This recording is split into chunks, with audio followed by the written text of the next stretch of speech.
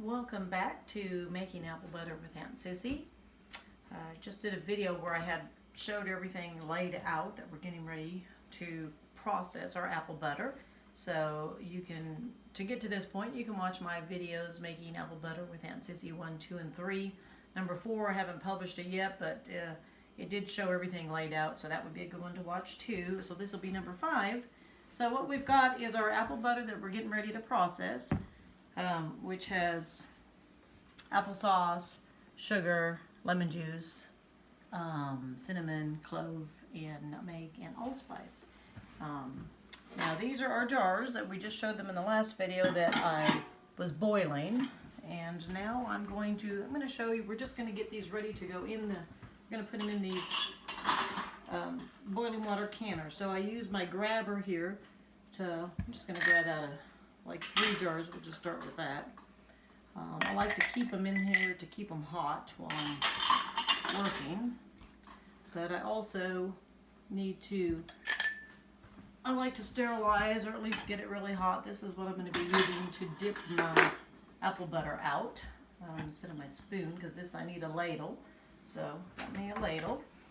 And I'm going to use wide mouth jars, so I'm going to get that hot. Anything that's going to touch my apple butter, I like it to be sterile or at least boiled. So I put that in there. That's my funnel, and then my lids.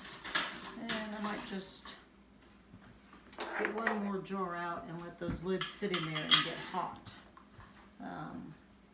And I have these special cool little things that I put my lids in, so I'm just gonna make sure they get hot all the way around. I have this one full, and it holds 12. Those are regular sized, and these are wide mouth. So put them down. Okay, now this doesn't sit down in there as well as the other ladles, the other funnels do, but just be careful because everything's hot. So we're going to go ahead and plop some in here. These are again pint jars, which is a pint is 2 cups. Jelly jars would be 1 cup. And we're going to, typically you put it within ½ an inch to the top. So these wide mouth are a little bit more difficult to work with. That's probably a bit too much. So see, we want it to be here, and I'm a little bit high, so I'm going to dip out. Again, get everything really hot here. So I'm going to dip some of that out because I think that's just a little bit too much there. I'll put that in there, and I usually have all kinds of things to hold tools in. Okay, so that's the right size. So we're going to continue doing it. I'm going to do 4 of them just to show you how to do this here. And you got to be prepared for making messes because it doesn't always work out perfectly. Okay, so it's another one, and we just continue on. We're just going to do, and you know what, I'm going to move this over to make it closer to me. And now I've got apple butter all over me, and it smells divine. Tastes good too. So again, just while I'm doing this, the apple butter in the crock pot, and we used the Wolf River apples, freshly picked from the trees. You can use any kind of apples you like. I prefer to get them straight off the trees, but if you just buy them, I get them from like a farmer's market or friends' trees. If you have to get them from the grocery store, you're going to want to peel them before you cook them, but I just cook them with the peelings on.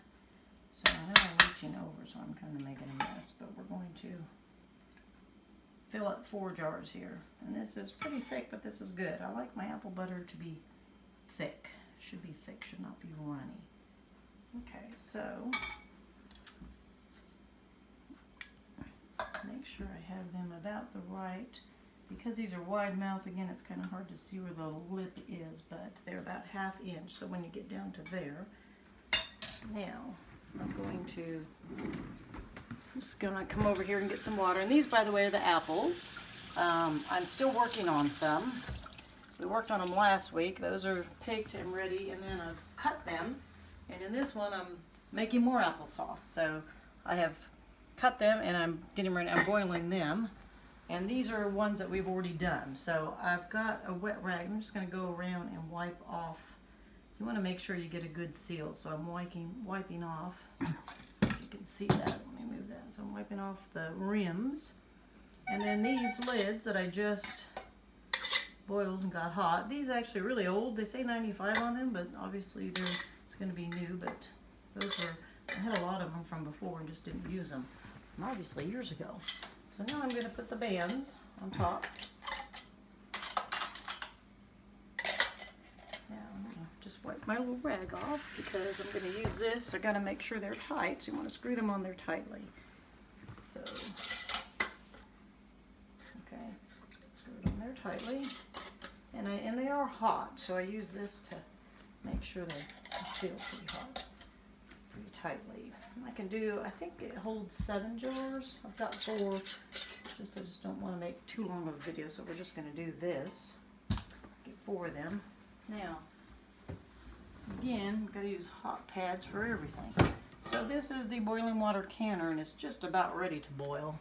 So I take the lid off. I put in, excuse me here, I got to get my holder. Okay, so that will go in there. And then these are not really hot from the top, so I'm going to lift them up and put them, I'm just going to set them in there.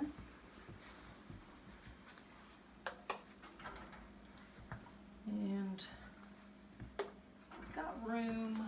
I want to do as many as I can, so I'm going to do a few more, but we'll, what I do then, just to show you, because I won't waste the whole video and showing me do the whole thing, but we're going to put it down in there, and if you'll come over here, I want to show you.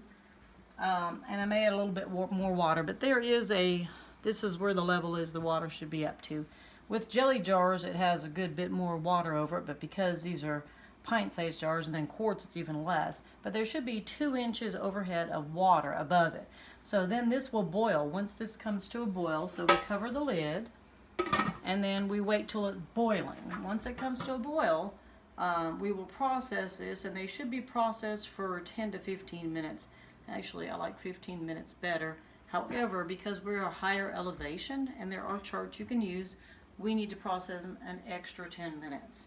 So normally they'd be 15 minutes for these pint jars, but we're going to do an extra 10 minutes because we're right around 3,000 feet elevation. We are in the beautiful mountains of North Carolina, up near the Blue Ridge Parkway. So we're at a lower elevation, but we're still at about 3,000 feet. So an extra 10 minutes for that.